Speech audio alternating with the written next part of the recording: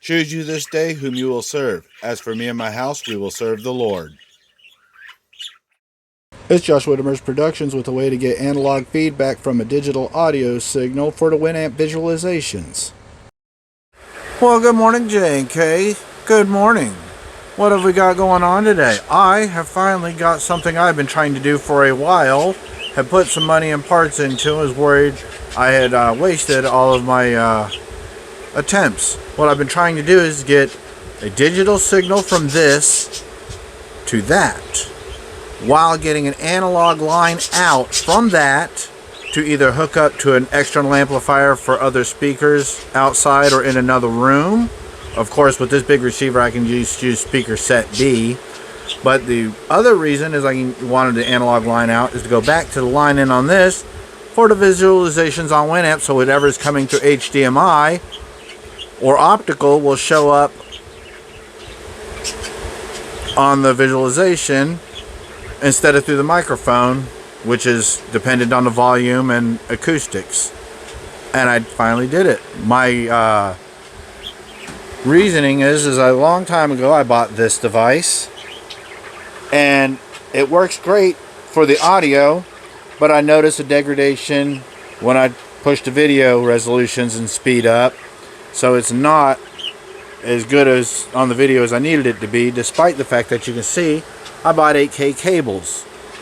Well, I figured out I don't really need the video to do anything. This newer TV is ARC compatible. The receiver isn't, but this little box is. And I said, what if I could trick the TV into thinking that this is the receiver itself?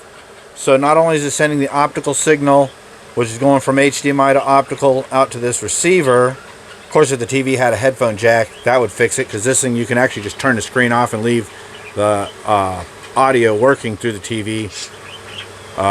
But without a headphone jack, you know, that doesn't work so well. Anyway, so sure enough, the ARC is hooked up to this box. HDMI from the computer is hooked directly to the TV. Optical from the TV is hooked up to stereo, which actually I could hook the optical on this to the stereo if I really wanted to, but anyway, powered this up, hooked the analog back up to, right now this one for testing, but we'll hook it back up to the line input on my computer by clicking that little ARC button right there and making sure that's switched over to the TV. Now, sure enough, oh, come on.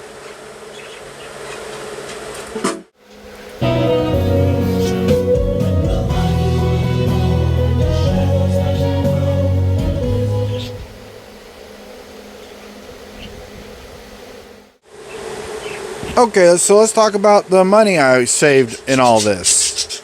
Okay, I bought that right there.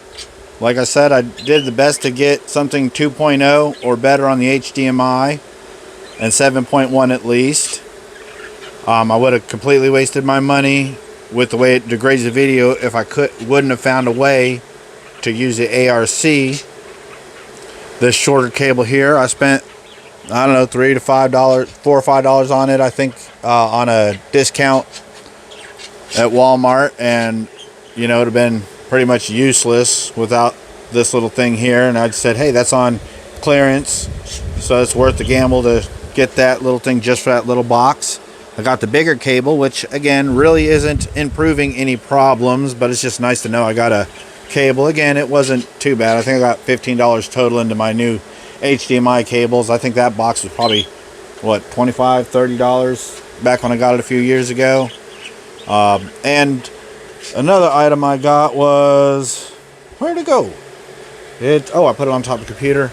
Was that, again, on clearance for $4. You know, I bought that to go from there back over to the line input on the computer, because all of my other good cables are taken up, or you know, put up for mobile phone you know, audio setups and stuff.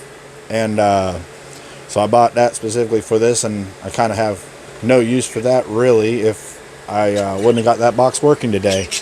I don't know what inspired me to do that. I just something clicked and said, let's try it. I guess it's because I got everything else started straight out, like subwoofers and speakers. In fact, I added that as a center low frequency effect, and wow, you know what? I think that really is what's wrong with these two subwoofers. They're just underpowered. I really need to get something that literally puts out 150 watts RMS, and you know, that one probably does 50 or 80, and that one only does about 45 to 60. Next step. Sure enough, though, I'm talking about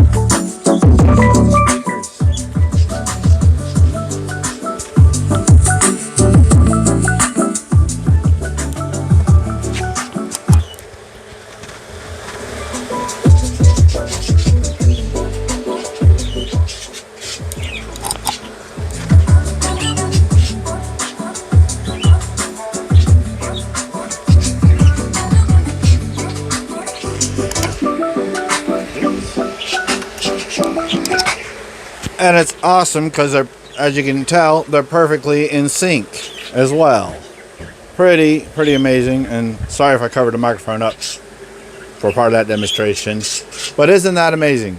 I got what I wanted. I got me an analog output source that I can actually put onto a splitter for, again, for extra sets of speakers or whatever, or recording off of. And I mainly got that digital to analog line out to my computer without affecting the digital signal in any way from the original source to the receiver.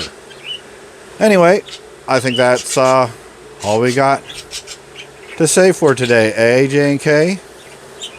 Yeah, you guys, little tweeters, got anything else to say today? Yeah, buddy KK, he's so cuckoo for the coconuts. Jaybirds are jealous, I will tell you what. Bye. I hope you enjoyed that video at least as much as I enjoy life to make it so far. Don't forget to like, share, and subscribe if you care to, and stay tuned, there's more to come. I think a quality external sound card may be able to put out the analog and digital audio at the same time, and for some reason, turning on the USB debugging in the developer options on my phone fixed the USB tethering to my PC to stabilize my internet connection. Don't know why, don't know how, but it did. J&K, see y'all next time.